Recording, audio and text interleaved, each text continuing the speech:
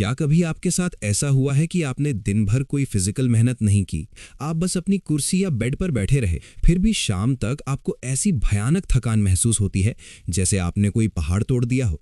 ये थकान आपके शरीर की नहीं है, ये थकान उस जंग की है जो पूरा दिन आपके दिमाग के अंदर चल रही थी। उसने आज ऑफिस में मुझे ऐसी नज़र से क्यों देखा? अगर 2 साल बाद मेरा करियर सेट नहीं हुआ तो क्या होगा? अगर मैं फेल हो गया तो मम्मी पापा क्या कहेंगे?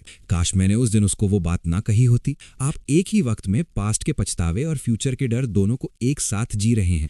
आपका दिमाग एक ऐसी मूवी चला रहा है जिसके डायरेक्टर, प्रोड्यूसर और विक्टिम आप खुद हैं। एक ऐसी मूवी जो असलियत में एग्जिस्ट ही नहीं करती। इसे हम आम भाषा में ओवर थिंकिंग कहते हैं। पर सच कहूं, ये ओवर थिंकिंग नहीं, ये खुद के दिमाग द्वारा दी जा रही एक ऐसी सजा है जिसका कोई जुर्म आपने किया ही नहीं है। हम सब अपने ही दिमाग के कैदी बन चुके हैं। हमें लगता है कि ज्यादा सोचना यानी ओवर थिंकिंग एक बुरी आदत है, पर साइकोलॉजी कहती है कि आपका दिमाग आपका दुश्मन नहीं है, वो बस थोड़ा ओवर प्रोटेक्टिव है। हजारों साल पहले जब इंसान जंगलों में रहता था तो हर पल मौत का खतरा होता था। उस वक्त जिस इंसान का दिमाग सबसे ज्यादा वर्स्ट केस सिनारियो यानी सबसे बुरी स्थिति के बारे में सोचता था, वही जिंदा बचता था। झाड़ी हिली, कहीं शेर तो नहीं है। ये ओवर थिंकिंग उस वक्त जान बचाती थी। पर आज हम जंगल में नहीं रहते। आज हमारी झाड़ियों में शेर नहीं छुपा है। आज हमारा डर एक ईमेल है, एक व्हाट्सएप सीन जोन है या एक अनजान फ्यूचर है। पर हमारा दिमाग आज भी उसी पुराने सॉफ्टवेयर पर चल रहा है। वो छोटी छोटी बातों को खतरा यानी थ्रेट मान लेता है और हमारी बॉडी में स्ट्रेस हार्मोन्स कॉर्टिसोल और एड्रेनलिन रिलीज कर देता है। दिमाग को लगता है कि वो आपको बचा रहा है, पर असल में वो आपको अंदर ही अंदर खोखला कर रहा है। ओवरथिंकिंग का सबसे बड़ा धोखा क्या है पता है?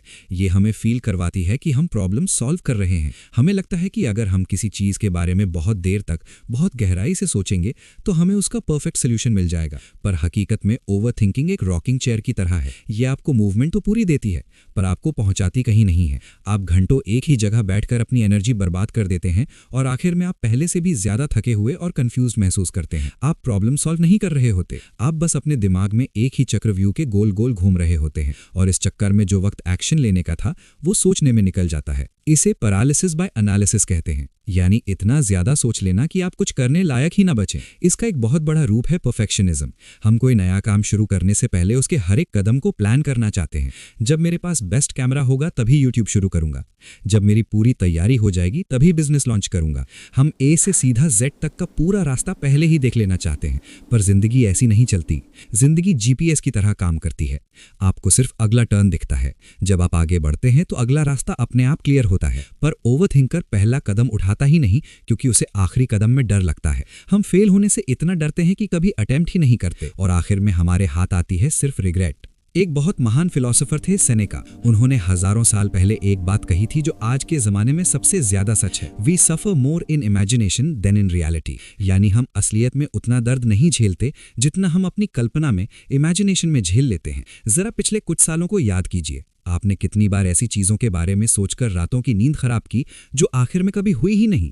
हमने अपने दिमाग में अपने बिजनेस को डूबते हुए देख लिया, अपने रिश्तों को टूटते हुए देख लिया, अपने आप को बर्बाद होते हुए देख लिया और उन दर्दों को एडवांस में रो लिया। हमने फ्यूचर का दुख प्रेजेंट में ही महसूस कर लिया और जब सच में वो कल यानी टुमारो आया तो सब कुछ ठीक था। हमने बिना वजह अपनी आज की खुशी का गला घोट दिया एक ऐसे कल के डर से जिसका कोई वजूद नहीं था। ये बीमारी हमारे रिश्तों को सबसे ज्यादा दीमक की तरह खाती है। किसी ने आपसे ठीक से बात नहीं की तो आप सीधा नतीजा निकाल लेते हैं कि वो मुझसे नफरत करता है। अगर पार्टनर का रिप्लाई आने में 10 मिनट लेट हो गए तो दिमाग 100 नेगेटिव कहानी ना बना लेता है। हम दूसरों के दिमाग को पढ़ने की कोशिश करते हैं, उनके लफ्जों का वो मतलब निकालते हैं जो उन्होंने कभी सोचा भी नहीं था। ओवरथिंकिंग हमारे अंदर इनसिक्योरिटीज पैदा करती है। हम खुद पर शक करने लगते हैं, मैं शायद काफी अच्छा नहीं हूं, मैं इसके लायक नहीं हूं, और धीरे धीरे हम अपने उन्हीं रिश्तों को खुद ही बर्बाद कर देते हैं जिन्हें हम बचाना चाहते थे। ये एक ऐसी आग है जो किसी और को नहीं, सबसे पहले उस इंसान को जलाती है जिसके अंदर ये लगी होती है। तो इस दिमाग के जाल से बचा कैसे जाए? इसका सबसे पहला और सबसे जरूरी स्टेप है अपने दिमाग को खाली करना। Brain dump. आपका दिमाग एक कंप्यूटर की रैम की तरह है। जब उसमें बहुत सारे टैब्स ओपन होते हैं तो सिस्टम हैंग होने लगता है। आपके दिमाग में इस वक्त 50 टैब्स खुले हैं। उन्हें बंद करने का सिर्फ एक तरीका है, कागज और पेन उठाइए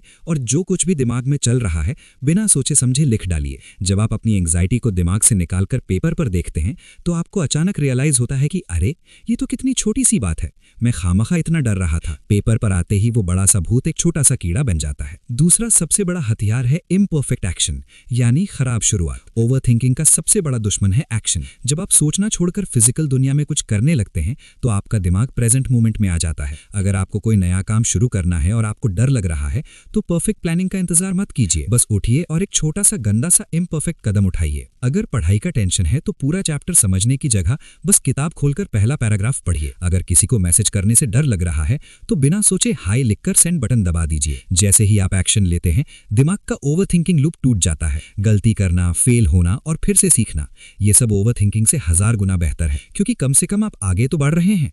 जिंदगी बहुत छोटी है मेरे दोस्त, ये बाहर चल रही है, सूरज निकल रहा है, हवा चल रही है और वक्त रेत की तरह मुट्ठी से फिसल रहा है। और आप अपने ही दिमाग के एक छोटे से अंधेरे कमरे में बैठे खुद से लड़ रहे हैं। अपने दिमाग की इन इमेजिनरी दीवारों को तोड़िए। जो गुजर गया वो मर चुका है, जो आने वाला है उस पर आपका कोई कंट्रोल नहीं है। आपके पास सिर्फ एक चीज है और वो है ये पल, दिस मोमेंट। बाहर निकलिए, गलती कीजिए, फेल हो जाइए, गिर जाइए, पर कम से कम जिए। अपने दिमाग में मरने से अच्छा है असली दुनिया में कुछ करके दिखाना। आज रात जब बिस्तर पर जाएं तो उस दिमाग की आवाज को हल्के से मुस्कुराकर कहिएगा, शुक्रिया मुझे बचाने के लिए, पर अब ड्राइवर सीट पर मैं खुद बैठूंगा।